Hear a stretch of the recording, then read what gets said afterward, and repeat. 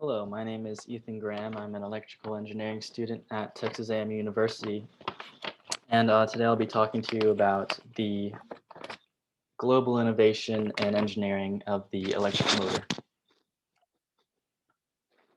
So, approximately 46% of all global electric consumption is used by electric motors, and this is found in my source, the 50% of motor power consumption by the NIDEC Corporation website. NIDEC is a Japanese corporation that is a leading manufacturer and distributor of electric motors.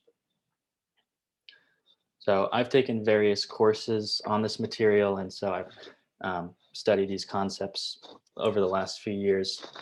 And you use electric motors every day in your everyday life, like a electric toothbrush or like a ceiling fan or a vacuum. All these things use electric motors. So the first thing we'll talk about in explaining the function of an electric motor is the concept of ferromagnetic materials and how ferromagnetic properties can be used to make electromagnetic poles. And the next concept we'll talk about is how switching the magnetic poles of an electromagnet can be used to spin or create rotation. And the last concept we'll be talking about is how commutators can be used to automatically switch the poles of an electromagnet. So first, what is a ferromagnetic material? Well, most commonly used is iron, but it's a material that has lots of magnetic domains pointing in random directions. And naturally, these uh, magnetic domains cancel each other out, so there's no net force. So it doesn't act like a magnet. But if you pass an electric current through it, most commonly by coiling something like a copper wire around it, it can align these magnetic forces so it acts like a regular polar magnet. So this can be found in my source, uh, Goldman's book, The Handbook of Ferromagnetic Materials, as well as my source, Hughes and Drury's book on electric motors and drives.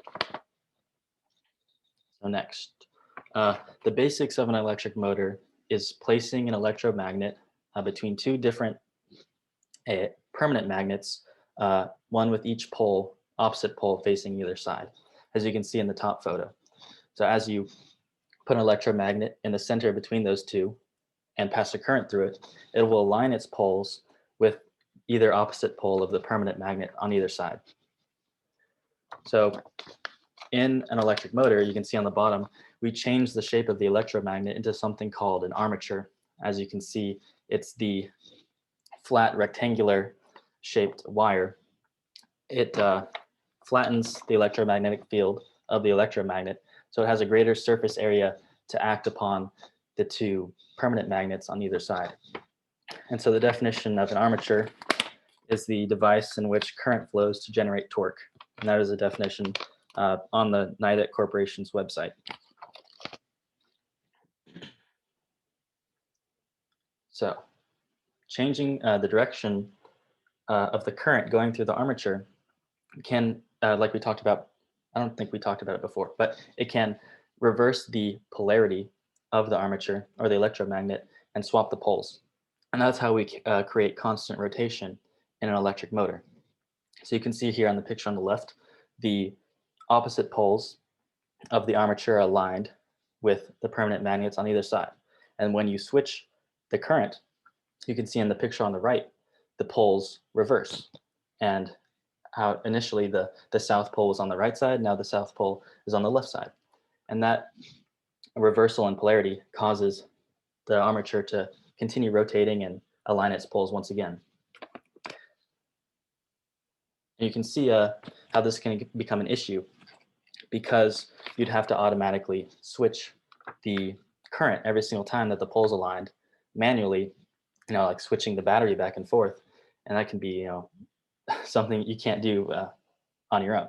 So how do we get rid of that problem? So a commutator is used to automatically switch the direction of the current of the armature. So the definition of commutation is the process of switching the field in an armature to produce a constant torque. And that is a definition in my source Collins article on what is a commutator. So you can see here in the picture, there's two brushes. These are spring loaded, so they make contact with the commutator, which is the round disc there. So the commutator is segmented into two parts, one on one side of the armature and one connected to the other side of the armature. So a current is passing in one direction through the armature. And as the armature rotates, the brushes switch contact points on the commutator and reverse the current going through the armature, automatically switching the polarities and causing the rotation to continue automatically. So to make an electric motor more efficient, you simply add more armatures and more segments to the commutator. So it constantly is having the highest magnetic torque with the current that's available. You can see here on the picture on the right, the armatures are made up of various wires coiled up. So why is that? Why do we use coiled up wires? So coiling wires adds up the magnetic forces around these wires to make a overall sum of a stronger magnetic force. You can think of analogy as how you get a string of rope and twine it up, and the tensile strength adds up the more you coil up the string. So it's the same concept here, except instead of the tensile strength of the rope, it's the magnetic fields around the current going through the wire. And as you coil them up, the magnetic forces add together to become one net magnetic force that is the combined force of all of them. So in conclusion, now you know how 50% of all your everyday electrical devices function. Electric motor has been a massive innovation for the ecosystem and all types of innovations. So thank you for listening, and I'll take any questions now. Thank you.